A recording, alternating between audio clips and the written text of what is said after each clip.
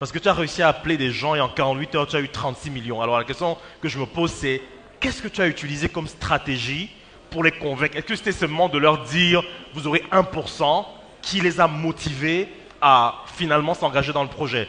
Et la deuxième question, qui va être la dernière que je vais poser, c'est quelles sont, alors on a des étudiants qui sont ici, quelles sont les idées de business qu'on peut proposer à ces étudiants? Peut-être que certains ne se sentent pas la fibre business, mais peut-être qu'avec les idées que tu leur donneras, ils se diront, ah, peut-être que je peux essayer celle-là ou celle-là ou celle-là. Alors, comment est-ce que j'ai fait pour les convaincre?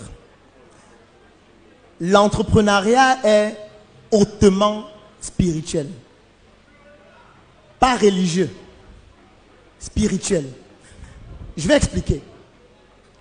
Il y a une expérience que nous on a menée à la Startup Academy. C'est une expérience sociologique. On se plaçait en route dans les heures de pointe, c'est-à-dire entre 17h et 18h30. Et lorsqu'on voyait les gens passer, on les interpellait et on leur demandait, grand frère, j'ai perdu mon porte-monnaie. S'il te plaît, je veux que tu me donnes 100 francs. Je vais prendre la moto pour rentrer. On a fait ça avec 100 personnes. Et on s'est rendu compte que sur les 100 personnes, il n'y a que 5% qui donnaient 100 francs. Parce que les gens disaient, tu es fou. Nous, on se lève à 4 heures. On passe charbonner toute la journée. On rentre, on est assis là, on stoppe le taxi, on attend des heures. Toi, tu as tes deux mains, tes deux pieds. Tu dis que tu veux 100 francs. Marche, on va à pied. Les gens ne donnaient pas. Ensuite, on a changé la technique. Maintenant, quand quelqu'un venait, qu'est-ce qu'on faisait? On lui faisait croire qu'il a de la saleté sur sa chemise ou sur son vêtement. Donc, on venait, on tapotait sa chemise. On lui disait, grand frère, il y avait la poussière sur ta chemise. Et dès qu'il disait merci, on lui disait vraiment, grand frère, j'ai perdu mon porte-monnaie, j'ai besoin de 100 francs. Et on est passé à 43%. En fait, c'est un principe spirituel. Lorsque vous donnez suffisamment, les autres se sentent redevables. Et les gens qui avaient assisté à mes conférences 1001 fois se sentaient redevables vis-à-vis des connaissances que je leur avais transférées. Que ce soit pendant la conférence, que ce soit avec les vidéos, que ce soit avec les textes, que ce soit avec les livres que je leur envoyais même parfois gratuitement. Et ils estimaient que mais Claudel a déjà trop fait pour moi, ce n'est pas normal. Et quand je venais dans leur dire, vous pouvez investir, ça devenait un moyen pour eux de rembourser la dette. C'est comme ça que j'ai réussi à les convaincre. En entrepreneuriat, les gens veulent demander, mais ils ne veulent pas donner avant. Moi, par exemple, je ne donne rien aux mendiants.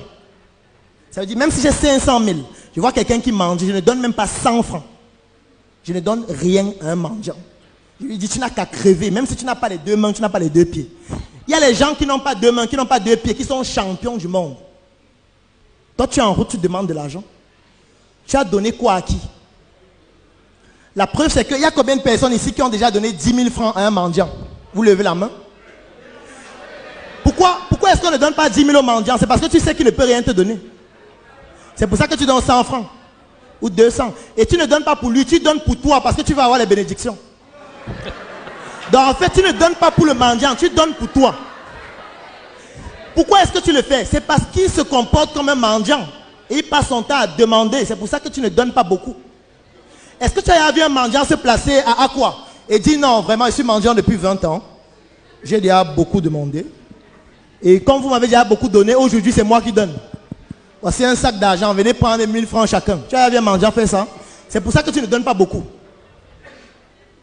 Un principe spirituel en entrepreneuriat, c'est qu'il faut donner suffisamment avant de recevoir.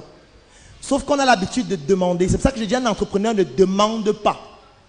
Si un mendiant vient me montrer cet éventail, je peux acheter pour 500 000 et je partage aux gens.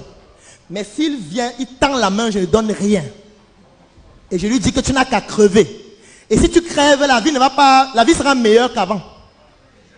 Donc ne pense pas que quand tu vas mourir, la vie va changer. Non. Quand tu meurs, on va pleurer pour un temps. Après, on va mieux vivre qu'avant. Donc c'est pour ça que souvent, il y a des entrepreneurs ou des personnes qui font de la gratuité, c'est-à-dire vont offrir gratuitement un service. Bon, on va dire que c'est quoi? C'est peut-être un appât, dans une certaine mesure. C'est un appât pour... Enfin, ils donnent pour recevoir ensuite. Bon, la question que je vais poser, est-ce que l'événement aussi est payant? Non, il n'est pas du tout payant, non. Est-ce que Facebook est payant? Non. Est-ce que WhatsApp est payant? Non plus. Posez-vous la question, pourquoi ils offrent d'abord? Pourquoi ils donnent d'abord? Vous pensez que les ingénieurs mangent quoi? Leurs serveurs qui sont partout à c'est tout. Quand on vient au campus, on fait cours de 7h à 18h. Ça veut dire qu'on va forcément manger un moment. C'est un problème. Vous pouvez donc proposer une solution. Les chips, les croquettes. On est dans une salle comme celle-ci. On va faire cours pendant longtemps. Il va forcément faire chaud. On propose un éventail. On vend à 500. Vous n'avez pas besoin d'idées. Vous avez besoin d'observer les problèmes et d'apporter les solutions. C'est tout. Alors, soyez des solutions aux problèmes que vous rencontrez autour de vous. Merci beaucoup, Dr Claudel Noubissi. Merci infiniment. Merci. On va passer à la séance de questions et réponses. Et je passe la parole à Martine.